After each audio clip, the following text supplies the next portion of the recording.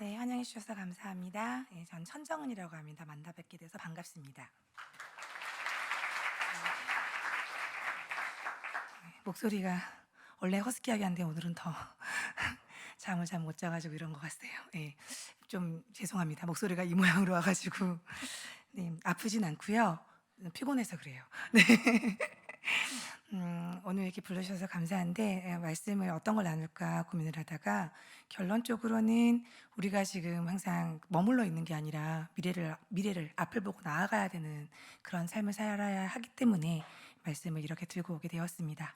일단 저를 모르시는 분들이 계심으로 제가 소개를 잠깐 하자면 현재는 암 환자이고요. 10년 전에 암의 만 말기 판정을 유방암 말기 판정을 받았고 그때 당시에 아예 못 고친다라는 상황에서 시작을 했고 그때 당시에는 또 저는 믿지 않는 자였어요. 너무나도 믿음하고 관계없는 사람이었습니다. 그러다가 하나님의 은혜로 또 이제 하나님께서는 항상 한 사람도 절대로 놓치지 아니하시는 분이기 때문에 저 같은 자도 만나 주셨습니다.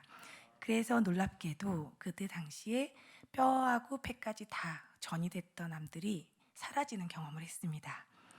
사라지는 경험일 과정을 제가 이렇게 쓱 넘어갈 때가 많은데 실은 되게 중요한 대목이긴 해요. 사라져서 좋은 게 아니라 어떻게 사라졌는지가 너무 중요하더라고요. 현재는 재발한 지 7년 차고요. 지금 현재 이제 암이 있는 부위를 먼저 말씀드리면 양쪽 고관절, 양쪽 골반뼈, 요추뼈, 그다음에 척추뼈, 가슴뼈, 갈비뼈, 양쪽 경추뼈, 그다음에 양쪽 폐, 그다음에 기도림프절, 복부림프절까지 번져 있는 상황입니다. 지금 이 상황이 요새 최근에 번진 건 아니고 조금씩 자라서 지금까지 왔는데 잘 걸어 다닙니다. 지금 뼈에는 금이 가 있는 곳이 있어요. 그런데 최근에도 제가 또 하나님의 기적을 경험했는데 제가 이런 기적 얘기를 오늘을 할까 말까 했는데 조금은 해야 될 것 같습니다. 왜냐하면 우리가 살아야 될 목적을 분명하게 하고 살아야 될 때 하나님께서 하시는 일들에 대한 것도 말씀을 드려야 되는 게 맞다는 생각이 아까 잠깐 기도하면서 들었어요. 7년째 지금 재발한 상황이니까 항암도 많이 했겠죠. 항암 치료를 쉬지 않고 받아왔습니다. 항암 치료뿐만이 아니라 항호르몬 치료, 그리고 방사선 치료, 그리고 뭐 수술적인 요법 이런 것들도 다 해서 지금 항암만 열심히 세운 결과 106차까지 마쳤습니다. 106차라는 거는 아프지 않은 사람들은 잘 모르는 숫자인데 암에 걸린 분들은 어떤 의미인지 알고 계세요. 실은 106차까지 가기 전에 모두 떠나시는 게 당연하다고 생각하는 횟수거든요. 저도 많은 분을 떠나보냈습니다. 심지어는 지난주에도 떠나보내고 제가 이제 이 자리에 서 있는 건데요. 오늘도 여기 오기 전에 많은 암만우 분들과 한참 교제를 하고 왔는데요. 그분들하고 나눈 얘기가 위의 것을 보는 내용이었어요. 거기에는 췌장암 말기, 유방암 말기 여러 환자분들이 많이 계셨는데 그분들하고 결국은 결론적으로는 웃으면서 헤어졌습니다. 다시 만날 거를 아는 걸로 결론을 지었기 때문이에요. 우리가 여기 살면서 인생은 고난의 연속이라고 하지요. 고난의 연속이고 저도 그렇게 살았어요. 그런데 그 고난의 연속이 시작되는 시점은 20대는 아니었어요. 20대는 아까도 저랑 우연히 20대 때 알았던 분이 나오셨는데 쟤는 지금이랑 20대랑 그냥 똑같이 저렇게 해피했어. 이렇게 표현을 하셨거든요. 제가 예수님을 만나기까지 그 과정에서 30대, 40대를 이제 함께 만나지 못한 분의 이제 증언이었고요. 제가 예수님 만나고 나서 이런 표현을 했어요. 20살로 돌아간 것 같아. 이런 말을 했거든요. 사람이 마음 먹기에 다른 게 있다. 이건 세상에서 있는 말인데 제 마음이 바뀌니까 세상이 지옥 같던 세상이 천국으로 바뀌는 것을 경험하게 되었습니다. 천국 같다는 마음이 들게 살게 되면은 살아가는 시간들이 힘들지는 않게 된다는 것을 지금도 경험하고 있습니다. 네, 영적 싸움은 하루도 멈추지 않고 오고 있는데 그 영적 싸움의 대상이 누군지 정확하게 알게 되니까 그 싸움이 힘들거나 버거운 게 아니라 굉장히 기대되고 내가 승리할 거를 믿게 됩니다. 그런 내용의 간증을 좀 하고 싶어요, 오늘은. 지금 제가 나이가 40, 10년이나 속일 뻔했습니다. 네, 49입니다. 네, 49인데 내일 모레 인제 50이 되는 거죠. 살 만큼 살았다고 사람들이 생각을 할 거예요. 여기 젊은 분들이 너무 많으셔서. 저도 20살 때 어떤 생각이었냐면은 50 세까지 어떻게 살아?' 이게 제 생각이었어요. 그 '쭈글쭈글해지는 걸 내가 어떻게 견뎌내.' 죽음과 이런 것들을 되게 대수롭지 않게 여겼던 시절들이 있었습니다. 그런데 병에 걸리니까 죽는 게 쉬운 게 아니더라고요. 이게 "죽을 것이다."라는 그 표현이 남한테 대결할 때는 '어머 안 됐다. 끝.' 그냥 '아유 좀 안 됐네.' 이게 단데 저한테 "못 살리겠다. 의사가 죽을 것이다."라는 말을 저한테 딱 했을 때는 세상이 다 무너지더라고요. 살면서 그래도 저한테도 여러 가지 고난이 있었고 좋은 일도 있었지만 어 건너가지 뛰어넘지 못할 고난은 솔직히 별로 없었던 것 같아요. 마음은 죽을 것 같지만 시간이 지난 다음 날에는 그 문제가 조금 사그러들거든요. 문제가 해결이 되지 않는데도 마음은 어제처럼 초조함이 계속 이어지진 않잖아요. 물론 마음은 여전히 안 좋지만 어저께 처음 만났던 그 문제를 대면했을 때 그때의 충격보다는 다소 완화가 되어 있더라는 거죠. 완화가 되면은 해결할 수 있는 본능이 살아납니다, 사람들이. 그래서 살아가는 거예요. 힘들지만 문제를 만나지만 용기 내서 또 살아날 수 있는 게 그렇게 약간 완화되는 과정들을 겪어서 그러는 건데 죽는다는 말 앞에서는 완화될 수 있는 게 하나도 없었어요. 왜? 내 미래가 이제 끝나는 거거든요. '내 인생은 여기까지구나.' 그게 받아들일 수 있을 거라고 생각했는데 저 결코 쉽지 않았어요. 죽는다는 게 억울한 마음이 드는 시간이 지나가니까 인제는 정말 현실적으로 벌벌벌벌 떠는 시간이 왔어요. 겉으로 표현은 하지 않았지만 내가 죽는다는 걸 상상해 보니 한 번도 경험하지 못했고 실제적으로는 죽는다는 걸 모르고 산 적이 없는데 죽을 거에 대한 거를 전혀 예상하지 못하는 나의 자신을 발견하면서 되게 당황했거든요. 죽는다는 게 어떤 걸까를 많이 묵상하게 됐어요. 그도 그렇듯이 인제 치료를 들어가는 듣기 전까지는 막연했던 것들이 치료가 시작되자마자 근데 치료도 저는 할 수 없다고 자꾸 이제 거절을 당했는데 정말 저도 치료를 정말 처절하게 백을 써서 겨우 한 뭐 "아무거나 해 달라." 이렇게 시작을 한 게 치료의 시작인데 그 치료가 시작되자마자 살려고 치료를 선택했던 자가 다시 죽고 싶어지는 마음으로 변했어요. 치료가 그만큼 혹독했거든요, 저에게는. 아까도 인제 암 환자들하고 자꾸 이제 치료약에 대한 얘기를 했지만 너무 독한 약을 하게 됐어요. 그 약을 지금 인제 사람이 맞을 수 있는 양을 지금 다 지나갔고요. 그것들이 하면서 또 암이 인제 또 재발이 되고 하니까 현재는 지금 다른 약들을 계속 바꿔가면서 무작위로 쓰고 있는데 10년 동안 가발을 쓰고 살고 있습니다. 예. 항암을 한다는 거는 사람들이 오해를 하는데 항암을 하면 머리가 빠져. 머리 빠지는 약은 따로 있고 머리 안 빠지는 약도 있습니다. 근데 저는 머리 빠지는 약을 계속 할 수밖에 없는 상황이어서 계속 가발을 잘 착용하고 있습니다.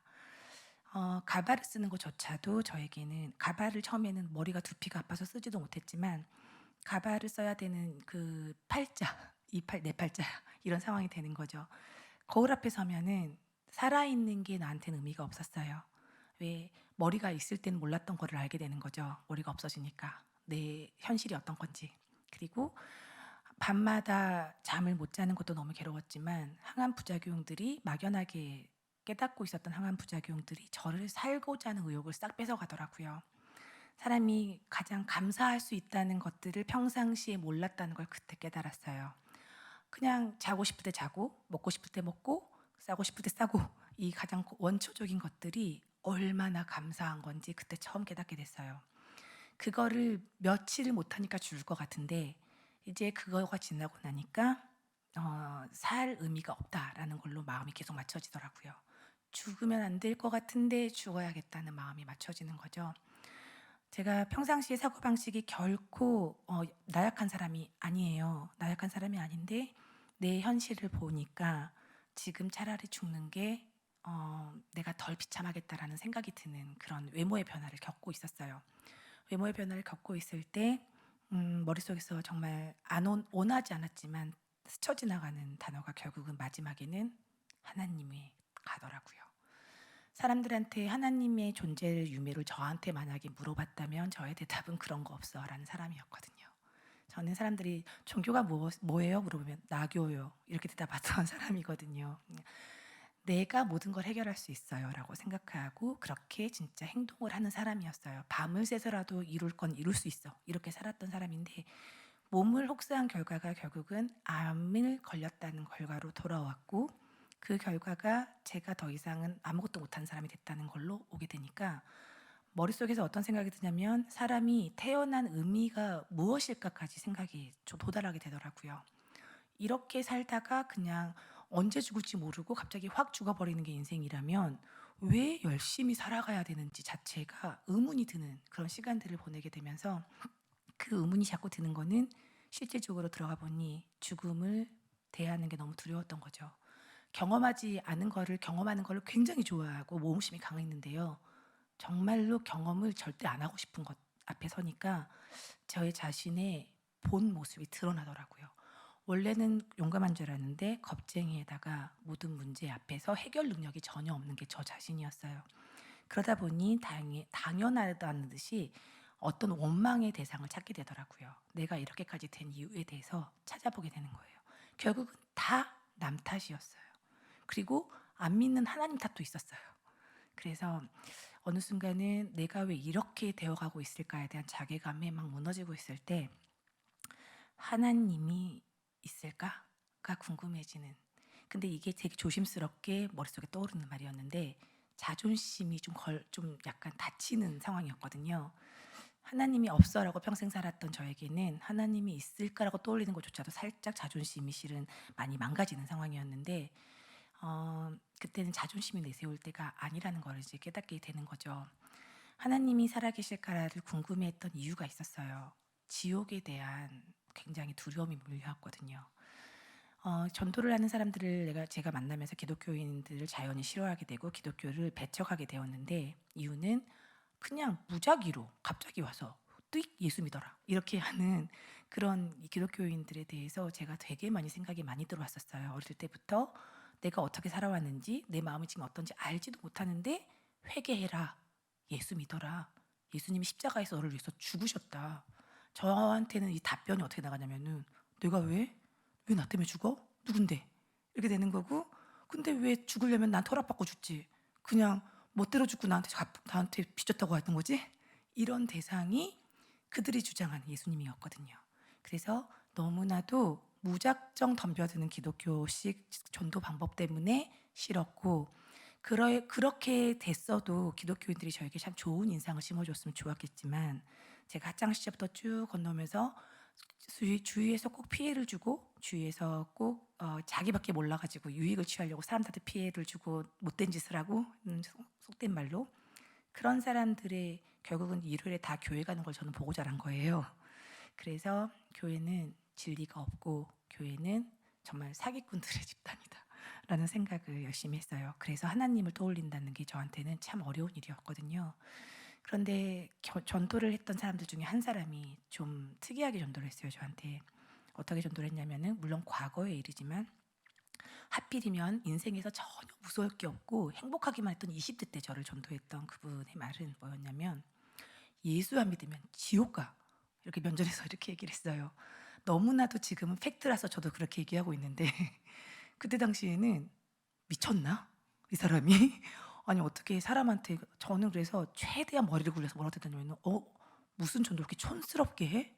이렇게 얘기를 했어요. 좋은 말 많은데 왜 굳이 지옥 간단 말을 해서 사람 기분 나쁘게 전도를 하냐? 전도하려면 이왕이면 세련되게 해라. 시대를 좀 따라가라. 이런 얘기를 좀 했는데 그때 그렇게 얘기했던 언니가 제가 하나님이 살아계시나 한번 던져봤을 때 전화가 왔어요. 제가 유일하게 자유할 수 있었던 공간이 항암 기간 중에 처음에 화장실이었거든요. 욕실. 드라마에서만 보던 게 저한테 벌어지고 있었어요. 제 울음소리가 새어나오지 않게 속일 수 있고 위장할 수 있는 공간이 욕실이더라고요. 물을 틀어놓을 수 있고 그러면은 조금이라도 흐느껴서 울 수 있고 집에 방에서 잠깐 서글픈 생각을 하다 보면은 이게 복받쳐 올라가지고 정말 계속 오열하게 되는데 그 울음소리가 밖으로 새어나가는 것 자체가 저는 또 다른 고민을 하게 되는 거예요. 가족들이 있으면 어떡하지? 그래서 욕실에서 항상 몰래 울었는데 울다가 하나님을 한번 찾다 보니 그 언니가 전화가 왔어요. 촌스럽게 전도하던 언니가 전화 와서 저한테 기도해 줄게 한마디 던졌는데 저는 순간 그 말이 붙잡게 됐어요. 나를 위해서 기도해 주는 사람들한테 한 번도 부탁을 하고 싶은 적이 없었는데 처음으로 기도를 해줘 하고 붙잡았어요. 그래서 저는 그때 그 기도를 해준다는 게 무슨 의미인지 모르겠지만 난 이게 너무너무 아프고 이게 너무 힘들고 이런 거였거든요. 이거 안 하게 해줄 이 언니가 하나님을 믿어서 그게 없어지기만 하면 정말 살 것만 같다, 이런 마음이었는데, 그 기도를 언니한테 혼자 해달라고 하니 이 언니가 다음날 친절하게도 모든 그 교회에 가서 소문을 내가지고 중보기도를 하고 있는 거를 저한테 들려주더라고요. 저한테 정말 얼마나 그 자랑스럽게 얘기하냐면 우리 교인이 1,500명이야 이러면서 다 널 위해서 기도해주고 있어. 저는 그 순간 또 무너졌어요. 내 자존심이 또 한 번 무너지는 거예요. 왜 1,500명이나 되는 사람이 나를 놓고 기도를 하지? 내가 불쌍하다는 건가? 이런 게 너무 싫은 거예요. 죽더라도 멋지게 죽자라는 게 저의 마지막 계획이었거든요. 어차피 이렇게 저렇게 도망 못 갈 것 같으면 죽어야 될 텐데, 죽는다면 정말 무서운 거 티 하나도 내지 말고 멋있게 가자. 이게 저의 유일한 목표가 됐어요. 근데 그 목표를 이 언니가 딱 사거리 무너뜨리는 느낌이었거든요. 그래서 기분이 너무 상한 상태로 제가 이제 또 자기 연민에 열심히 빠졌는데, 다음 날부터 제가 죽을 정도로 괴로웠던 항암 부작용이 한꺼번에 사라지는 경험을 했어요. 그게 기뻐야 되는데 기쁜 건 아주 잠깐이고 그다음부터 고민이 들어올 수밖에 없었어요. 왜냐면은 사라질 것 같지 않던 것들이 사라지니까 좋은데 무서워지는 거예요.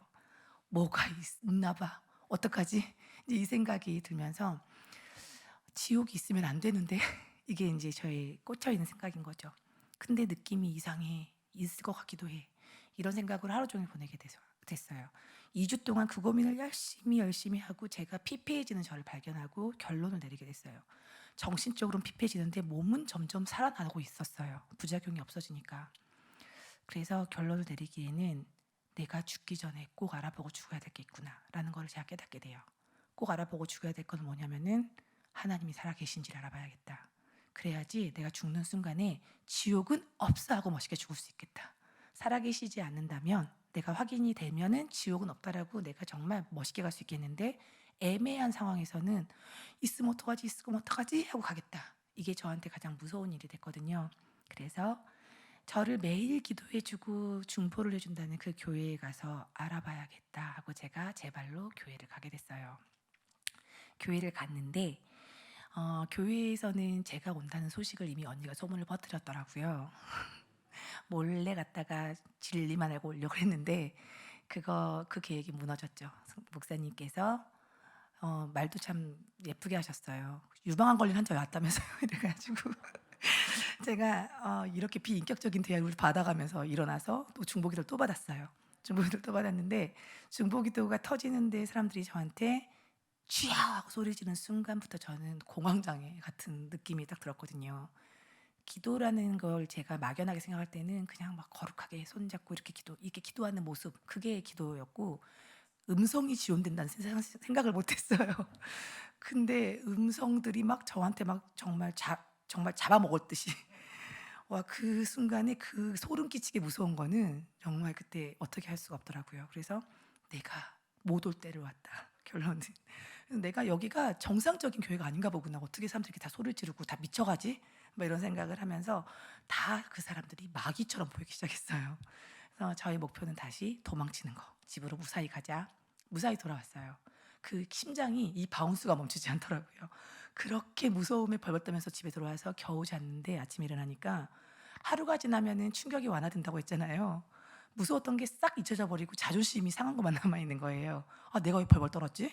그 뭐가 무섭다고 이렇게 되는 거죠. 그래서 근데 아무리 생각해봐도 그 언니가 정상적인 교회를 다니는 게 아닌 것 같아. 그래, 일단은 지옥이 보고 난 일단 죽는다고 하니까 그래, 죽을 사람이라고 치자. 멋있게 일단은 가라앉히자. 그런데 이 산 사람이 문제인 거예요. 살아있는 이 사람이 바른 길로 가지 않는 거죠, 제 눈에는. 그래서 이 사람을 살리고 가자. 자, 이 생각으로 그 교회 가서 빼내와야겠다. 딱 마음을 먹고 아침에 딱 무릎을 꿇었어요. 하나님, 당신 살아 계세요? 정말 목청껏. 그럼 나 좀 압시다. 내가 지금 그 기분 나쁜 길을 다시 돌아갈 거예요. 솔직히 무서운데 갈 건데 그 언니를 제가 무사히 빼내올 수 있게 도와주세요. 옳은 일이니까 당신 살아계시면 꼭 도와주세요. 그렇게 하고 그리고 지옥이 있는지도 좀 알려주세요. 그렇게 기도를 하고 다시 비장하게 교회를 갔는데 버스 안에서 이제 교회도 또 춘천에 있는 교회였어요. 춘천까지 그 춘천행 버스를 딱 타고 제가 이제 가는데 그 전날 교회에서 받은 교회 책자가 마침 저 가방 안에 있더라고요. 무료하기도 하고 솔직히 싸우러 가는 마음이라서 떨리기도 하니까 진정할 만한 뭔가가 필요했는데 그 책이 딱 눈에 띄어서 보게 됐어요. 보고 싶지 않았는데 싸우기 위해서 봐야 된다는 마음이 강하게 들었어요. 그래서 이들이 주장하는 것이 조금이라도 내가 모순되는 게 발견하기만 하면 너희들은 다 죽었어. 막 이런 마음이었거든요. 그래서 보자 하고 이걸 봤는데 말씀이더라고요. 결국은 말씀이었는데 말씀을 읽을 수 없는 사람이었는데 읽다 보니 그냥 지나가다가 어떤 구절에서 그 내용이 보이기 시작했어요. 제가 처음 이제 맞닥뜨렸던 내용은 천사장이 하나님을 배신하는 곳이 그 구절이었어요. 그 에스겔서에 나왔던 에스겔서와 요한계시록이 한꺼번에 이렇게 약간 섞어서 이렇게 구절마다 이렇게 있었는데 그 거기에 나온 천사장은 하나님이 굉장히 총애하는 아이였거든요. 그런데 갑자기 욕심을 더 부려서 하나님의 보좌까지 넘보는 그런 마음을 먹고 결국은 전쟁을 일으키는 내용이었거든요. 너무나도 정말 자연스럽게 저한테 들어오더라고요. 왜 그런가 했더니 내용이 생각보다 인간 세계에서 일어나는 거가 똑같은 거잖아요.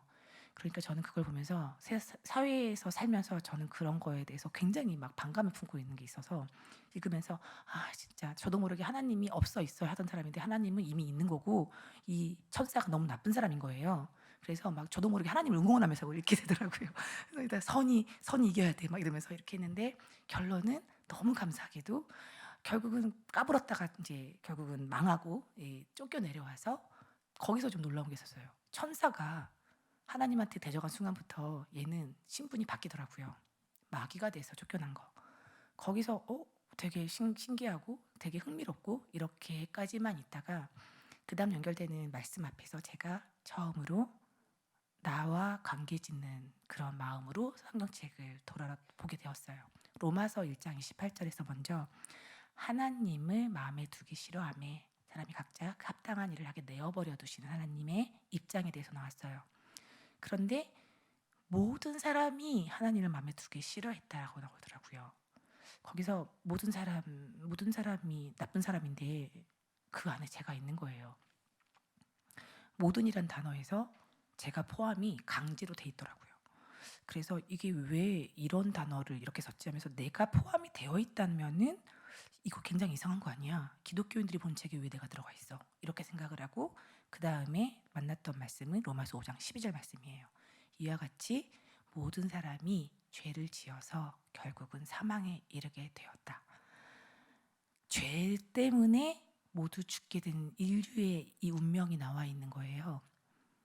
저는 암 때문에 죽게 생겼는데 결론이 근본적으로는 죄 때문에 죽게 되는 그 어떤 법칙이 형성된 것 같은 느낌이 드니까 이게 지금 뭐지? 내가 죽는 이유가 혹시 이것 때문일까? 라는 생각이 갑자기 꽂히면서 내가 성경책을 읽게 될 줄 몰랐지만 이 책 안에서 뭔가를 발견할 것 같다라는 그런 기대감이 들기 시작했어요. 맨 앞장을 다시 폈어요. 왜냐하면은 다시 읽어봐야 될 것 같다는 생각이 강하게 들었거든요. 앞에 내용을 다 놓쳤기 때문에 다시 맨 앞으로 돌아왔더니 아까는 무슨 말이야 하고 지나갔던 말이 앞에 너무너무 선명하게 딱 있는 말이 사도행전 17장 30절 31절 말씀이었어요. 나중에 알게 된 거지만 처음 시작하는 게 알지 못하던 시대에는 그게 구약을 의미하는지는 나중에 알았고 그때는 그냥 알지 못한 시대에는 모르고 넘어갔지만 그 다음 말에는 하나님께서 다 간과하셨고 그랬지만 결국은 모든 사람에게 무엇을 명했는지 나왔는데 회개하라 명한 말씀이 있고 그리고 심판장을 정하셨다라는 말이 눈에 띄고 그 다음에는 하나님께서 모든 사람에게 믿을 만한 증거를 주셨다라는 말이 눈에 띄었어요. 거기서 눈이 번쩍 뜨인 게 있었어요. 하나님을 만나는 방법은 제가 막연하게 생각하는 건 뭐였냐면 뭔가 나한테 강하게 특별하게 하나님이 해주셔야 되는 게 있어야 된다고 생각했거든요. 살아계신다면 나한테 뭔가 특별하게 티를 내셔야 된다. 그래서 뭔가 기적 같은 걸 내가 체험해야 된다. 그러면 난 믿을 수 있을 것 같다라는 막연한 생각을 했는데 그 생각이 딱 뒤집어지는 말이었어요. 하나님이 모든 사람에게 믿을 만한 증거를 주셨다. 모든 사람이 죄를 지었고 모든 사람이 죽게 됐는데 이 하나님은 모든 사람에게 믿을 만한 증거를 주셨다. 그 다음부터는 제 마음이 정말 요동치기 시작한 게 이게 어떤 체험에 의한 게 아니라 증거가 있다면 갑자기 거기서 제가 너무 희망적인 마음이 딱 든 거예요. 증거가 있다라는 말은 무슨 말이냐면 무조건 믿을 수 있게 된다라는 걸로 가는 거잖아요. 증거가 무엇인가가 나와 있는데 그게 놀라웠어요. 저를 죽은 자 가운데서 다시 살리신 것으로. 그 저가 누군가 봤더니 예수예요. 예수를 죽은 자 가운데 다시 살리신 게 하나님 입장에서 내가 너희에게 주는 증거야. 이렇게 말하는 내용이잖아요. 거기서 심판날을 작정하시고에라는 말도 심판이 무엇일까라는 고민을 이제 들어가게 되고 그리고 증거가 있으니 믿어야 되는 게 맞는 건데 이 증거가 저에게는 또 너무 어려운 숙제가 되는 거죠. 죽은 자 가운데 살리신 그 전제가 예수인데 예수는 제 생각에는 실존 인물이라고 믿기 힘든 존재였거든요. 그래서 죽은 자 가운데서 살아난 예수가 정말 이 땅에 왔다 간 게 사실일까라는 의문이 드는 건데 그거를 밝힐 수 있는 방법은 없는 거예요. 정말 원한다면 내 앞에서 좀 죽어서 살아났으면 좋겠는데 그런 게 절대 가능하지 않으니까 제가 그 다음에는 예수가 일단은 이 땅에 왔다가 간 게 언제였을까? 만약에 가정하에 이제 정말 사실이라는 가정하에 그렇게 돌아보다 보니 BC가 떠오르더라고요. 그 BC에서 제가 또 더 큰 충격을 받아요. BC를 모르고 있었던 게 아닌데 BC가 Before Christ라는 게 갑자기 번뜩 떠오르니까 놀라운 거예요. 예수가 크라이스트라는 걸 제가 분명히 알고 있는 거예요. 그런데 그 예수가 어떻게 날짜의 기준이 예수가 될 수 있지? 이게 너무 놀라운 거예요. 예수가 이 땅에 왔다 간 사람인가 아닌가를 고민하고 있는데 BC가 딱 떠오르니까 아니 이게 분명하지 않은 어떤 인물이 날짜의 기준이 될 수 있나? 아니, 이런 생각이 드는 거죠. 거꾸로 AD를 찾아봐야겠다. AD의 의미는 제가 뭔지 잘 모르겠더라고요. 순간 AD는 그리스도의 해라고 나와 있었어요. 그리스도의 해 결국은 이것도 예수를 지칭하는 말인데 예수가 태어난 날이 뭐가 중요해서 우리 온 지구촌 모든 사람들이 똑같이 약속해서 그 날짜를 지금까지 쓰고 있지? 이게 보통 일은 아니라는 생각이 들었거든요. 그 다음에는 예수 그리스도를 찾았어요. 예수 그리스도가 도대체 누군가 찾았더니 다른 모든 역사적 인물들 같이 똑같이 네이버에 인물 검색에 나오더라고요. 그래서 제가 그게 너무 놀란 거예요. 몇 년 동안 속고 살았는 느낌이 그런 느낌인 거 있잖아요. 예수는 지어낸 인물이야. 뭐 이렇게 생각을 하고 싶었는데 그리고 실은 예수님한테 관심이 아예 없었어요. 왜 신이라는 건 하나님이 신이지 뭐 예수가 신인가? 이런 생각도 들었기 때문인데 예수 그리스도가 왜 네이버에 검색이 되지? 왜 인물로 나와 있지? 이게 너무 놀라운 거죠. 사망연도, 출생연도 다 있어요. 그래서 이게 너무 놀라운 거예요. 그래서 이 막연한 인물이 아니라 확실한 인물이라는 걸 여기서 딱 보게 되니까 거기서 한번 놀라고. 그리고 나니 이제 부활을 했나가 너무 궁금해지는 거죠. 왜? 하나님이 주신 증거가 살아난다. 결국 부활이라는 건데 부활한 자가 맞는지를 알아봐야 되는데 부활에 대해서 쳤더니 너무나 많은 내용들이 예수님 부활한 게 사실이다라는 내용들이 막 같이 떠오르더라고요. 근데 그거를 정말로 객관적으로 조사한 팀들도 있었어요. 그래서 그걸 보게 됐어요. 근데 그들은 목적이 예수님이 부활한 게 사실이야 이게 아니었어요. 예수님이 부활하신 게 사실일 리가 없어 이거를 막 열심히 찾아낸 부류였는데 그거가 가장 관심이 갔어요. 이들이 성공하기를 진짜 바라는 마음으로 그걸 읽었어요. 근데 그들의 직업군이 일단 먼저 굉장히 흥미롭더라고요. 시대마다 그런 도전을 하는 사람들이 계속 지금까지 이어지고 있는데 그들의 직업은 그 시대를 풍미하는 시대마다 역사학자, 과학자, 지식인들. 그럼 일단은 나보다 나은 인물들인 거예요.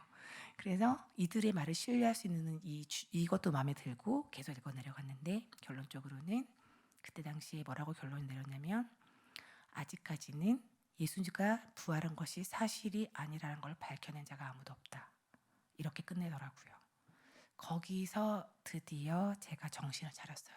그래서 내가 지금 뭘 하고 있는지 알게 됐어요. 열심히 열정적으로 찾아 헤맨 그거에 제 마음 중심은 예수가 제발 없었으면 좋겠다. 이게 너무 컸어요. 예수가 없어야지 하나님도 없는 거고 하나님이 없어야지 지옥이 없어. 저는 철저하게 저의 위주로만 접근을 했던 거예요. 근데 결국은 제가 원하는 대로 되지 않는 결론으로 끝나자마자 제가 바뀌어야 된다는 걸 또 깨달은 순간이 됐어요. 내가 이렇게 싫은데 예수가 부활 안 하면 안 되나? 그런데 내가 싫어도 예수는 부활한 게 이미 지나간 사실이구나. 이렇게 되니까 힘이 빠지는 거죠. 나는 지금 너무 마음이 안 좋은데 내 마음이 안 좋으면 예수가 부활한 그 사실이 엎어질 수 있나? 아니, 내가 기분이 나빠도 예수가 부활한 건 이미 지나간 사실이야. 이게 제가 이제 정신을 점점 차리는 거죠. 예수가 부활하지 않았으면 좋겠어. 그럼 예수가 부활한 것이 사실이 아닌 게 되나? 아니, 그래도 예수는 부활한 게 이미 사실이야. 계속해서 제가 저의 상황을 보면서 나는 지금 곧 죽게 생겼는데 예수가 꼭 부활해야 되겠어? 부활 안 했으면 좋겠어. 그렇게 서도 아니, 네가 원해도 예수님이 부활했어. 이게 결론이 내려지니까 제가 힘이 다 빠지더라고요. 그러면서 예수가 부활한 게 사실이구나. 이렇게 됐어요. 그러면서 동시에 드는 건 난 큰일 났네. 이걸 알게 됐어요. 예수가 부활한 게 사실이라고 하니까 하나님이 당신이 직접 내가 친히 증거를 주겠다는 그 증거가 예수를 부활시키겠다고 하는 게 이게 사실인 걸로 제가 확인을 해버리니 지옥이 무조건 있구나. 가봐야 알고 가본 사람이 와서 얘기해야지 믿겠다는 게 아니라 내가 가보지 않고 아무도 모른다고 해도 무조건 있겠구나. 그러면 나는 선생님이 말했던 그 시한부 인생의 그 날짜가 다 기한이 가면 나는 죽어서 지옥에 떨어지는구나. 이게 제가 깨달은 저의 현실이었어요. 지옥을 제가 어떻게 정의를 했냐면 사람들이 지옥 가는 말에 대한 지옥 가지 뭐 이게 저의 마음이었거든요. 왜냐하면 몰랐기 때문에. 그냥 막연하게 사람들이 자기들이 가보지도 않고 있는지 없는지 모르는 데를 가는 거를 무서워하는 것 자체가 자존심 상했으니까 나 그냥 난 용감하니까 가면 가지 뭐 이랬는데 그때부터는 마음이 완전히 달라진 못 가겠다. 절대 못 가겠다. 지옥에 대해서 정확하게 알지 못하지만 절대 가면 안 되는 곳이라는 거는 온몸으로 피부로 알게 되는 거예요. 나 어떡하지? 이게 저의 첫 번째 마음이었고 어떻게 하지 하는데 이 책에서 찾은 거를 끝까지 찾아내야겠다는 생각이 들어서 읽었는데 감사하게도 성경이라는 게 정말 그냥 무의미한 책이 아니라 하나님께서 천국 가는 방법을 정확하게 쏘는 책이더라고요. 천국 가는 길라잡이가 정확하게 나와 있었어요. 처음에 마가복음부터 제가 이제 나오는 말씀을 이제 계속 기억에 남는 말씀들이 딱딱딱딱 달그면서 기억에 남는 말씀들이 가라사대 때가 찼으니 회개하고 복음을 믿으라. 그래서 회개하고 복음을 믿으라라는 데서 이제 답을 찾게 된 거죠. 회개를 하라는 그리스도인들의 말에 그때 반박만 했지 뭘 회개한지 들어보지도 물어본 적도 없는 거예요. 그냥 제가 혼자 추측하기에는 나한테 잘못한 거 빨리 빌어 이렇게밖에 안 들렸던 그 말이 회개를 해야 된다는 하나님의 명령이라고 생각하니까 무조건 회개해야 될 건데 뭘 회개해야 되나. 그 다음에는 정확하게 요한복음 16장 9절의 말씀으로 연결이 되더라고요. 죄에 대하여람은 저희가 나를 믿지 아니하며 내가 지은 죄가 믿지 않는 게 죄였구나. 그렇게 얘기하는 그 나를 믿지 않는다고 주장하는 자가 누군가 봤더니 십자가에서 죽기 전에 예수님이 직접 하신 말씀이었어요. 하나님을 믿지 않은 게 마음에 믿지 않는 게 죄라고 했는데 지금 믿어야 되는 대상은 예수로 바뀐 게 그때 헷갈리긴 하더라고요. 그런데 그 헷갈림이 좀 이렇게 정리가 되는 말이 구절이 그 다음에 나왔어요. 요한복음 14장 6절 말씀이었는데 내가 길이요 진리요 생명이니 나로 말미암지 않고는 아버지께로 올 자가 한 사람도 없느니라. 거기서 하나님한테 가는 방법, 하나님이 계시는 곳이 천국이니까 가는 방법이 예수를 통해서 가야 되니까 예수를 믿어야 되는 거구나. 이거가 깨달아지는 거죠. 그 순간 제가 나 예수 믿을래요가 바로 튀어나오더라고요. 예수 믿을래요 하는데 믿는 게 어떤 건지는 감이 안 잡히더라고요. 그런데 이 예수가 하나님의 아들이고 우리 아버지께 갈 때 나를 반드시 통과해야 돼. 이거는 강력하게 왔어요. 그래서 천국 문의 열쇠는 무조건 예수구나. 제가 이게 그 예수를 어떻게 붙잡아야 되는지 어떻게 믿어야 되는지는 모르는 상태에서 계속 성경책을 읽어 내려갔어요. 거기에서 뭐라고 그랬냐면은 로마서 10장 9절 말씀에서 정말 키포인트가 나오더라고요. 입술로 예수를 주라고 시인하고 그리고 마음으로는 예수를 죽은 자 가운데서 하나님께서 친히 살리신 것을 믿으면 구원을 얻으리라. 조건절이 딱 두 개 있는 거예요. 입술로는 뭐라고 주인이라고 고백해야 된다, 예수를. 마음으로는 하나님이 부활시킨 거 그거 믿어야 한다. 이게 딱 두 가지 조건이 정확하게 나오는데 첫 번째 조건에서 좀 마음이 힘들었어요. 주인이라고 고백해야 된다고 믿는다는 게 주인이라고 고백해야 된다는 게 좀 마음이 어렵더라고요. 주인이라는 게 무슨 뜻일까? 주인은 내가 주인이라고 고백해야 되는 대상이 예수라는 거는 내 주인은 그럼 누구라는 거지? 근데 내 주인이 나였구나를 바로 깨닫게 돼요. 근데 그게 주인은 당연히 내가 주인이지 이게 당연한 거였거든요. 내 몸, 내 마음, 내 생각, 나의 모든 것 그리고 나의 인생 이게 주인이 내가 되는 게 너무 마땅한 거 아닌가 이렇게 생각을 하다가 머릿속에서 딱 스친 거는 창조주가 살아계신다 였어요. 하나님이 있을 리가 없어 했는데 예수님의 부활 사건 때문에 뒤집어진 거예요. 내가 불확실하던 것이 확실해진 게 예수님이 부활한 게 사실이야로 끝나버리니까 그러면 하나님이 살아계신 것도 사실이야가 되니까 하나님이 살아계시는 건 무슨 말이냐면 내가 엄마 뱃속에서 나왔던 우길 게 아니라 하나님이 사람을 흙으로 빚었다는 말이 무조건 이게 정답이 되는 거구나. 그러면 만든 자가 있다면은 나는 만들어진 자니까 피조물인데 피조물은 주인이 있다. 그런데 피조물이 스스로 주인 되었다. 이게 여기서 문제가 발생을 했구나라는 걸 깨닫게 되면서 내가 주인인 게 뭐가 문제였을까를 돌아보니 내가 주인 되어서 살았던 결과가 결국은 암환자가 되어 있더라고요. 내가 주인 돼서 밤을 새고 남보다 더 밟고 올라가려고 애쓰고 일을 열심히 하고 그리고 절대 손해보려고 하지 않으면서 남한테 베푸는 척하고 했던 저의 적나라한 모습이 보였어요.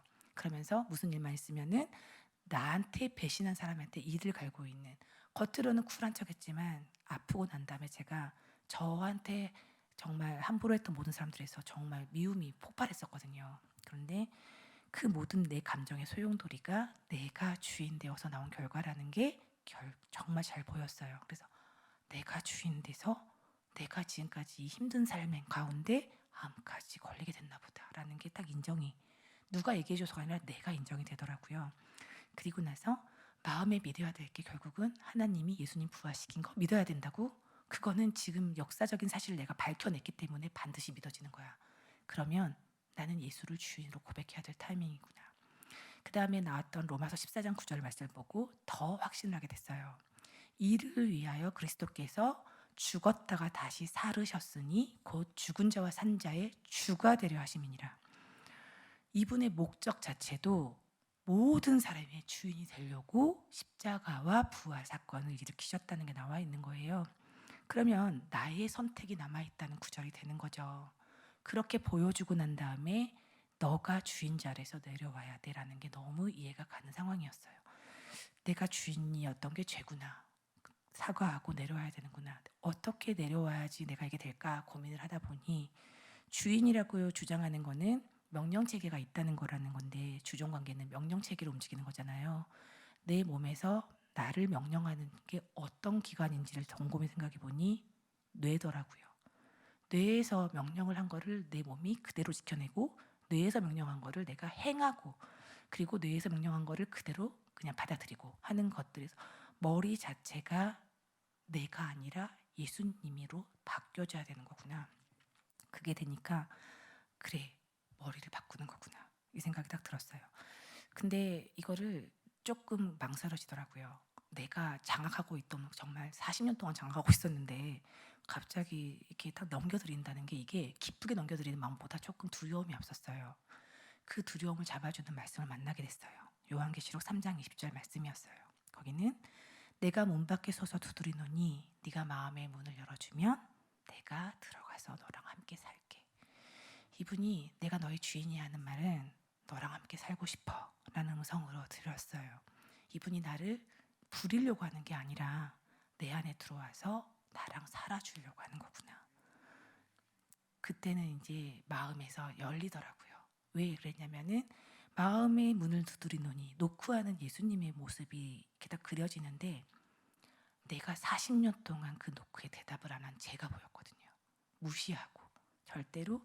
왜 노크를 언제 했는지가 다 기억나는 거예요. 그 순간 놀랍게도 사람을 통해서 어렸을 때부터 뭐 이렇게 길거리에서 전도하는 사람들 만났거나, 아니면은 뭐 이렇게 학창 생활하면서 믿는 애들이 갑자기 다가왔다거나, 정말 이런 것들 하면서 예수 믿으라는 말을 안 들어왔던 모든 순간들에서 제가 말하기 전부터 하지 마요 하면서 끊어내고 싫어하는 티 내고 했던 그 모든 순간들이, 알고 봤더니 예수님이 저에게 노크하는 순간이었더라고요. 그 노크할 때 한 번도 열어준 적이 없는 제 자신이 보인 거예요. 이분은 계속 노크하고 있었던 거예요. 제가 그때 깨달은 거는, 내가 지금 이 문을 안 열면 안 된다. 그거를 다 깨달았어요. 그래서 주인을 바꿀 때는 마음에 그 주저함이 있었는데, 이분이 노크하고 있는 걸 열어줘야겠다라는 거는 전혀 다른 얘기였어요. 이분의 인격은 내 마음의 문을 벌컥 열고 내가 준비 안 됐을 때 확 들어와서 내 집이야, 이런 분이 아니구나. 준비될 때까지 나는 기다릴 거야 하시는 분이구나. 내가 기꺼이 열어주기를 기다리시는 그분 앞에 정말 기꺼이 열어줄 만한 이유가 그때 생겼어요. 그래서 이제 알았어요. 하나님, 내가 주인이었어요. 당신이 살아계시는데 제가 주인이었어요. 그게 잘못됐다는 걸 이제 알았어요. 이제 제가 주인 자리에서 내려올게요. 예수님이 지금 저에게 들어와 주세요. 그리고 절대 나가지 말아주세요. 그렇게 기도를 정말 담백하지만 정말 전심으로 제가 제 자신을 내려놓는 기도를 했어요. 전심으로 내려놨더니 이제는 제가 딱 룰이 생기는 거죠. 나는 더 이상 내가 주인이 아니야. 예수님이 주인이야. 이렇게 바뀌고 나니까 마음의 평강이 이르렀어요. 평강이 넘치고 넘쳐서 제가 암 환자는 사실 잊어버릴 정도로 넘치더라고요. 제가 그때 누가 봐도 암 환자 몰골로 다녔거든요. 암 환자 몰골이라는 건 다른 게 아니라 저를 이제 비하하는 말고 다른 암 환자를 말하는 게 아니라, 그냥 누가 봐도 밖에서 만나면 암 환자구나 하고 보이는, 두피가 너무 아프서 가발 못 쓰고 그냥 모자 눌러 쓰고, 모자 쓰고 대머리인 사람이 암 환자라는 거 누구나 알잖아요. 근데 제가 그러고 다녔었거든요. 근데 그때 그 순간 내가 암 환자라는 사실을 싹 잊어버릴 수 있었어요. 그러면서 몸도 마음도 내 머리도 다 예수님 거니까 몸 안에 있는 암도 당연히 예수님 거구나. 이게 되니 갑자기 나는 내 몸에 나는 암이 없네. 이게 제가 만난 진리예요. 처음에 너무 감사합니다 이게 나오더라고요. 진짜 암은 너무 무섭고 갖고 싶지 않았어요. 이거 먼저 가져가 주세요. 이렇게 되더라고요.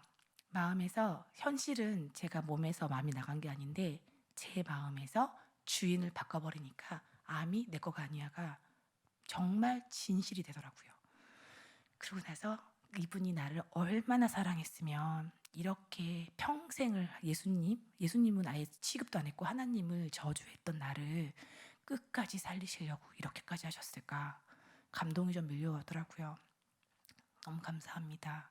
정말 이제 다시는 제가 주인 되지 않을 거예요. 다른 어떤 사람보다도 제가 당신한테 약속드릴 수 있는 거는, 정말 당신 뒤통수는 제가 안 드릴 거예요. 그렇게 고백을 했어요. 남들이 다 배신해도 저는 배신자 대열에 끼지 않겠습니다. 절대 머리가 명령하지 않은 거를 행하지 않겠습니다 라는 고백을 드리고 났더니 갑자기 머리에서 전광판 같이 글씨가 지나가는데, 나중에 찾아보니 말씀이었어요. 그 말씀은 뭐였냐면, 두려워 말라, 내가 너를 구속하였고 너를 지명하여 불렀나니 너는 내 것이라. 화답을 해주시는 예수님을 그 순간 처음 겪었어요. 그 첫 경험을 바탕으로 교회에 와서 마귀들 같아 하던 사람들을 딱 봤는데 제 눈이 바뀌어 있었어요. 마귀들 같은 그 사람들이 다 실질적으로는 천사들이었고 나의 가족이라는 것을 딱 알게 해주시더라고요. 하늘나라에서 같이 살 가족들이 여기 있었다는 걸 알게 됐고, 그 순간 정말 다시는 꼴도 보기 싫고 오고 싶지 않았지만 억지로 왔던 이 교회가 나의 집이라는 걸 깨닫게 됐어요. 하나님께서 이 땅에서 내가 나중에 천국에서 만나기 전까지 이 땅에서 네가 지켜야 될 너희 집이야 라는 그런 울림이 왔어요. 그래서 춘천에 있는 이 교회가 나의 집이구나.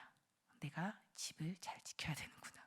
이거를 깨닫게 되고, 그날 이제 설교를 듣는데 저희 목사님께서 설교를 하는 말씀이 처음으로 들리더라고요. 그 중에서 지금까지도 절대 잊어버리지 못하는 말씀이 딱 한 구절이 뭐였냐면은, 성도 여러분, 예수님께서 부활하신 것이 너무나도 분명한 사실이기 때문에 성경 말씀대로 사는 것이 인생의 정답입니다.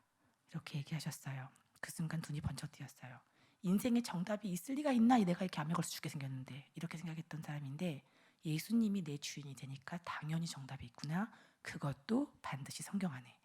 성경을 꼭 봐야 되는구나. 그날 밤부터 저는 밤새워서 성경책을 읽기 시작했어요. 마태복음부터 읽기 시작했는데 못 읽을 줄 알았는데 읽어지는 거예요. 하나님한테 일단 기도는 했어요. 제가 말씀 하나도 안 읽어봤는데 읽을 수 있을까요? 아버지 도와주세요 이렇게 읽었는데 거짓말처럼 이게 무슨 단어지 하는 생소한 단어들이 너무 많이 만났는데 모르는 단어로 읽기 시작했는데 여기서는 해석이 되고 있더라고요. 그래서 어떤 도움도 없이 모든 책을 다 읽을 수 있게 됐어요. 성경책을. 그렇게 하면서 밤을 새면서 성경책을 읽고 날이 밝으면 교회로 뛰어갔어요. 집에 가겠습니다. 뛰어가면서 항암 부작용들이 조금씩 저를 방해는 했어요. 사라졌던 항암 부작용들이 교회를 가려고 하니까 자꾸 올라오는 건 있더라고요. 그런데 항상 그때마다 결단을 어떻게 내렸냐면은 가다가 죽어도 난 천국인데 갈 거야. 이렇게 가게 됐어요. 그래서 조금 무서운 순간도 있었고 진짜 가다가 죽는 거 아니야? 뭐 이런 생각도 드는 순간들이 있었는데 그때마다 아니야 네가 죽겠니? 이 몸이 네 거가 아닌데 이 몸이 네 거라고 네 거가 아니라고 정말 네가 온 마음 다 들였기 때문에 이건 더 이상 네 몸이 아니어서 죽는 것도 네가 아니야 이렇게 결론을 내리면서 교회를 끝까지 가는데 교회 가서 찬양이 시작되면 저는 이제 항상 그때 당시에는 죽는 게 항상 저한테 눈앞에 있으니까 오늘 주님 제가 이 자리에서 제일 찬양을 크게 부를 거예요. 제일 기쁘게 예배를 드릴 거예요. 저만 보세요 하는 마음으로 이제 찬양을 드리고 예배를 드렸어요. 그렇게 드리고 나면은 모든 증상이 떠나가는 걸 항상 경험하는 거예요. 그리고 다시 정상 궤도에 올라가는 거예요. 그래서 나중에 우스갯소리로 저는 교회에 와야 사는 것 같아요. 뭐 이렇게 얘기를 하기도 했어요.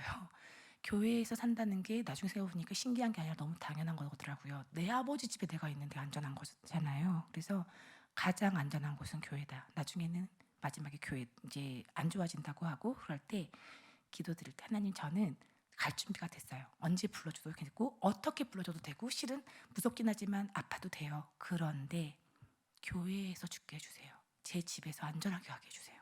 이 기도를 계속 드리기 시작했어요. 그렇게 드리다가 이제 한 달이라는 시간이 슉 지나가서 잘 먹지도 않고 아침 첫차 타고 교회 갔다가 막차 타고 다시 서울 오고 이런 생활을 계속했는데 하루도 안 빼고 했던 그 생활 가운데 저의 몸에 변화가 생겼어요. 병원에 갔더니 선생님이 너는 기대하면 안 돼. 맨날 이렇게 저한테 협박하던 선생님이었는데 암이 사라졌습니다 하더라고요. 제가 지금 아까도 암 환자들하고 얘기하면서 미쳐야 됩니다. 이렇게 얘기했거든요. 예수한테 미쳐야 됩니다. 그렇게 얘기를 했어요. 제가 그때 당시를 돌이켜보면 그냥 미친 사람 같았어요. 예수밖에 없어요. 머리끝부터 발끝까지 예수. 그렇게 살았더니 몸에서 암이 사라지는 경험을 해요. 그 경험을 하면서 제가 기뻤냐? 아니요. 저는 이미 예수님이 살아계신다는 부활하셨다는 그 사실 때문에 제가 열린 건 다른 게 아니라 암이 없어질 수도 있고 내가 이게 아니었어요. 와, 이 세상이 끝이 아니네. 이게 제가 열린 거거든요. 확실하게 다음 세상이 있네. 그 다음 시간에 대한 시간 개념이 저한테는 너무 중요했어요. 여기선 내가 암이 낫는다고 해도 살아갈 나로 계산을 해봤더니 몇십 년 안 되더라고요. 그런데 암이 걸렸으니까 실은 그것도 더 줄어들잖아요. 중요한 건 그 나라 시간을 따져봤더니 그냥 시간 개념이 없어요. 영원. 그러면 영원의 시간에 내가 반드시 들어가게 될 텐데 거기에 대한 준비를 해야 되는 시간이 여기였더라고요. 근데 그것도 모르고 예수가 누군지도 모르니까 이 세상을 끝이라고 결정해 놓고 살다 보니 암에 걸리니까 저주받았다고 혼자 울고 시간 보내고 그리고 뭘 해야 될지 모르고 그렇게 시간을 계속 보내면서 낭비가 뭔지도 모르고 살았던 제 모습을 딱 떠올리면서 정신 차려야겠다. 지금 죽건 나중에 죽건 결국은 다 죽네? 그리고 내가 암이 낫건 암이 안 낫건 죽네? 이 사실을 내가 왜 간과를 했지? 그리고 죽고 끝이면은 내가 여기서 잘 먹고 잘 살고 이런 걸 후회하면 되지만 아니 내가 아직도 새로운 시작의 단계가 있는데 여기가 끝이라고 살면서 모든 낭비를 하면 안 되겠다. 암이 문제가 아니야. 이 생각이 들었어요. 암이 문제가 아니라는 생각이 딱 드니까 그 다음부터는 그럼 목표를 다시 세워야겠더라고요. 제가 그전에 살았던 목표를 세웠던 것들이 다 무의미해지는 거예요. 왜? 그 모든 목표들은 나를 위한 것이었거든요. 나를 위한 것은 결국은 다 사라지는 것들이었어요. 이 세상이 멸할 때, 멸한다는 거는 분명한 시간이 다가오고 있었어요. 말씀이 다 사실대로 이루어진다는 게 저한테는 가장 큰 충격이었거든요. 예수님이 살아있다는 게 확인이 되자마자 가장 중요한 거는 말씀이 그대로 이루어지는구나. 그리고 하나 감사한 건 결론을 알고 있어. 이게 너무 감사하더라고요. 살면서 제가 점을 되게 많이 보고 다녔어요. 결론이 궁금하니까 이걸 해도 되나? 저걸 해도 되나? 이런 걸 궁금해. 근데 가면은 복불복이잖아요. 맞출 수 있는 게 아닌데 와, 예수님이 살아계시고 성경책이 사실이구나. 이걸 정립을 따고 나니까 저는 이미 내 인생의 결론을 딱 알게 되는 거죠. 왜 마지막 구절에 그게 있잖아요. 예수님께서 마지막에 요한계시록 맨 마지막 장에 끝내는 말은 뭐냐면은 내가 진실로 속히 다시 오리라. 그게 고린도전서에서 정확하게 나와 있는데 그리고 요한복음에도 나와 있지만 내가 다시 온다. 계속 다시 온다고 외치는 거예요. 내가 다시 와서 너희를 내게로 영접해서 나 데려간다. 계속 이런 얘기가 나오는데 다시 오는 날 무슨 일이 벌어지는 건가? 성경책을 봤더니 그날에는 심판이 있다. 아까 사도행전 17장 30절에 나오던 심판의 날. 그 심판의 날은 천국과 지옥으로 갈라지는 날인데 그 심판의 날에 심판장이신 예수님이 오실 때 처음에는 구체적으로 나오더라고요. 고린도전서 15장을 보니까 나팔 소리가 들릴 텐데 마지막 나팔에 어떤 일이 벌어지냐면은 죽은 자들이 썩지 아니할 곳으로 순식간에 호련히 변화하고 우리도 변화하리라. 그리고 그 부활의 첫 열매인 그리스도 그 다음에 부활할 열매는 그리스도 강림하실 때 다시 오실 때 그리스도께 붙은 자 그 다음은 안 믿는 모든 나머지 사람들까지 다 싹 다 부활한다. 이게 싹 다 부활한다는 게 되니까 예수님 믿어야지 부활하고 예수님 믿어야지 영생 이게 아니라 싹 다 천국과 지옥에 사는 몸으로 싹 다 다시 부활한다. 저한테는 이제 더 이상 암이 저를 두렵게 하거나 저를 그렇게 한 대상이 될 수가 없었어요. 가장 두려운 거는 내가 끝나지 않은 시간으로 옮겨간다는 게 이제 제가 어떻게 살아야 되는지가 정말 재정비가 필요한 게 딱 된 거예요. 그거를 생각하면서 내가 오늘 어떻게 살아야 되는지가 정확하게 보이기 시작했어요. 나는 그 성경책을 읽으면서 나의 미래도 보였지만 그 전에 실은 이미 예수님과 사랑에 빠지게 됐어요. 나를 살리신 예수님을 성경책에서 만나게 되는 거니까. 근데 이분의 인격도 알게 되면서 제 마음이 누그러지는 가운데서 제가 결국은 나중에 사랑해버릴 수밖에 없었던 이유는 나를 위해서 죽었다라는 결론을 맞게 됐거든요. 그런 말씀을 하세요. 친구를 위해서 죽는 것보다 귀한 일이 없다는 말씀을 하셨어요. 근데 나는 너희를 이제 앞으로 종이라 부르지 않고 친구라 부르겠다. 난 너희를 위해서 죽겠다. 라는 말이 나와 있었거든요. 너희라고 들어가면은 뭐 나만 게 특별한 거 아니야 들릴 수 있는 말인데 이분의 입장에서 보니까 다른 사람들이 한 명도 빠짐없이 다 죽고 나 혼자 살아 있었어도 반드시 그 일을 행하셨어. 이렇게 결론이 나오니까 나 때문에 죽고 부활해서 나를 살리셨어. 이게 나오더라고요. 그러니까 무조건 믿어지는 분이고 내 아이 모든 거를 내가 변할지라도 절대 나를 버리지 않는 분이고 이런 확실한 보호막 같은 존재가 딱 계시니까 내가 내 몸을 던져내는 게 너무 쉬워지는 과정을 맞게 됐어요. 목적이 이제 천국에 가는 거가 그게 어떤 막연한 어떤 이상한 생각을 하는 사람이 아니라는 결론을 내리게 되니까 저는 당연히 천국을 가기 위해서 사는 걸로 바꿔야 된다. 천국에 가야지 내 사랑 예수님도 만나고 천국에 가야지 내가 그렇게 원하는 내가 지금 망가지고 지금 뭐 수술하고 이렇게 해가지고 난리난 몸에서 정말 예수님하고 똑같이 빛나는 그 부활체로 살아갈 수 있다. 그래서 내가 여기서 해야 될 거는 예수님이 무슨 목적을 갖고 있는지 봐야 된다. 성경책에 있는 이분의 목적은 딱 하나예요. 모든 사람을 살리고 싶다. 그러면 나도 그 사랑하는 분의 일에 동참한다. 이게 기꺼이가 되니까 암 환자들한테 기꺼이 달려가게 됐어요. 기꺼이 달려가서 처음에는 저도 위로도 해드리고 나는 암도 사라졌어요 하고 약간 구슬려 보기도 하고 결과적으로는 들어가지가 않더라고요. 들어갔다 말았다 복불복이 나오더라고요. 그러니까 저도 지치게 되더라고요.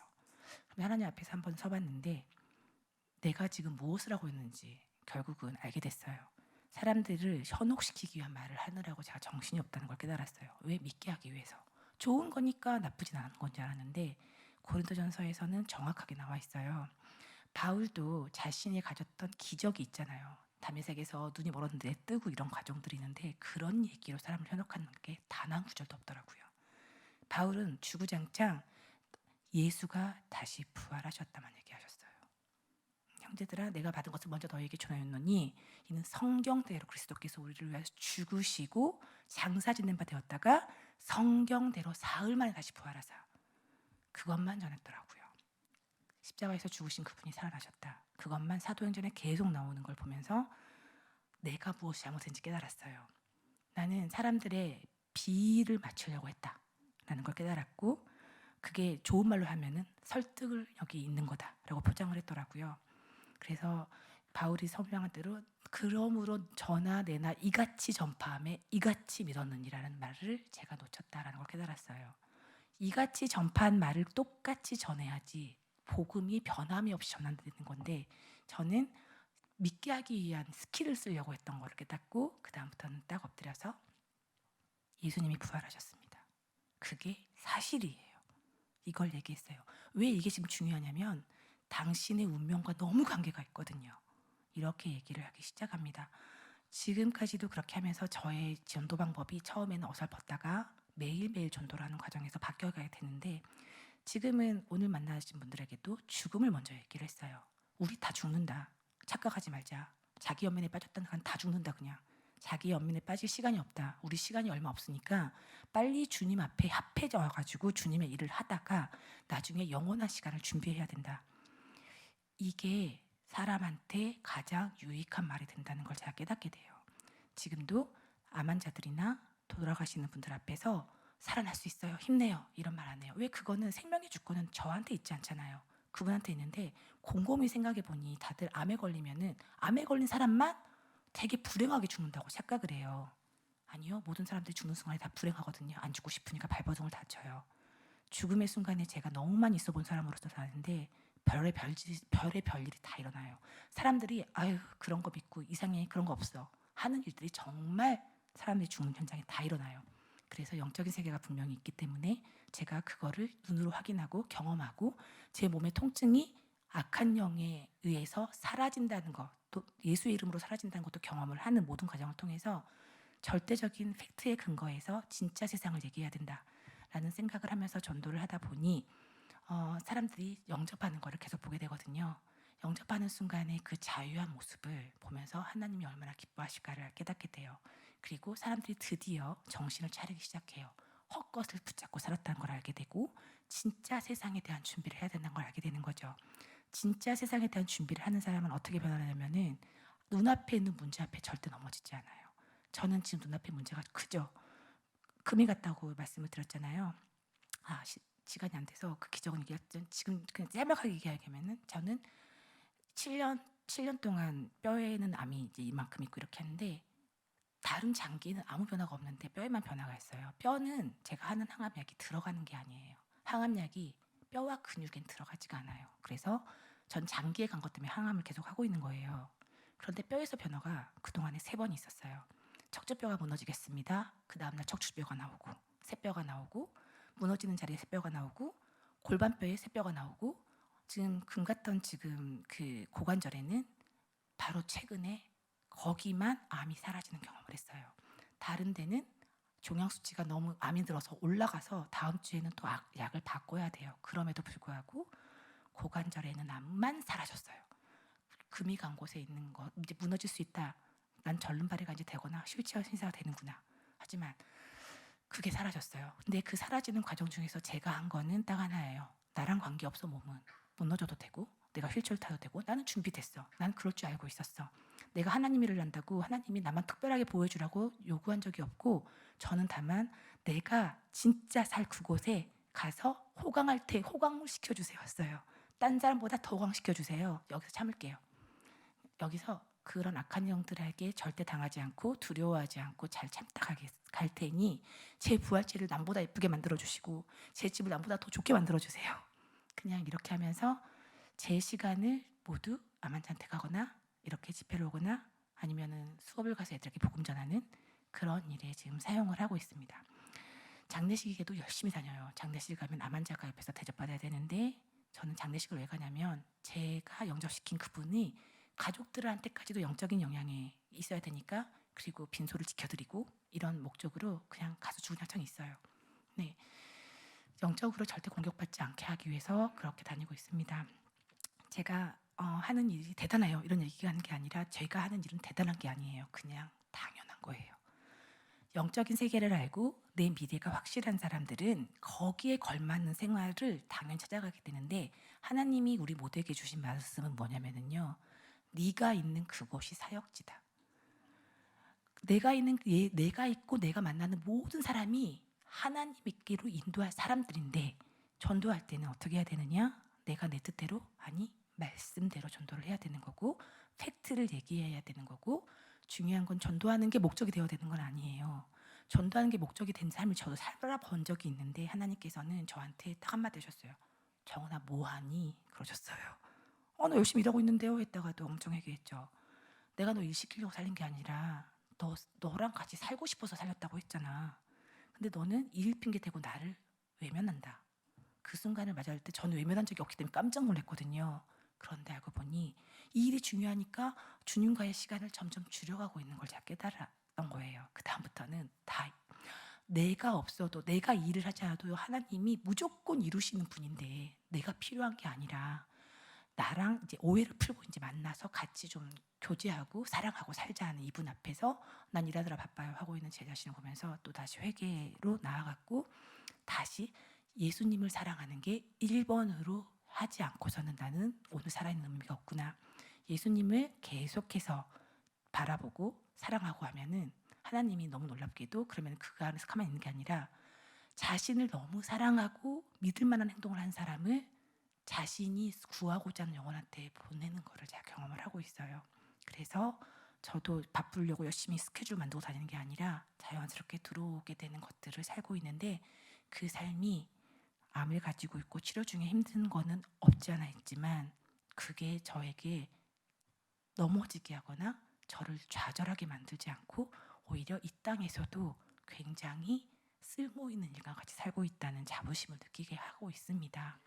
네, 우리가 다 각자 약해요. 약할 때 강함 되시는 하나님을 겪으려면은 내가 죽어야 돼요.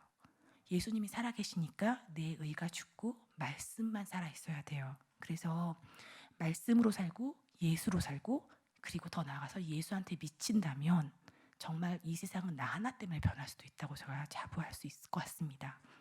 네, 여기 계신 청량은혜교회 여러분께서도 지금 그 문제들을 다 해결하고 싶어서 앉아 계신 분들이 있다는 거 저 알아요. 내 문제가 너무 커서 하나님한테 한번 이렇게 해볼까. 그 문제는요, 조금 견뎌내세요. 왜냐하면 그 문제는 영원하지 않거든요.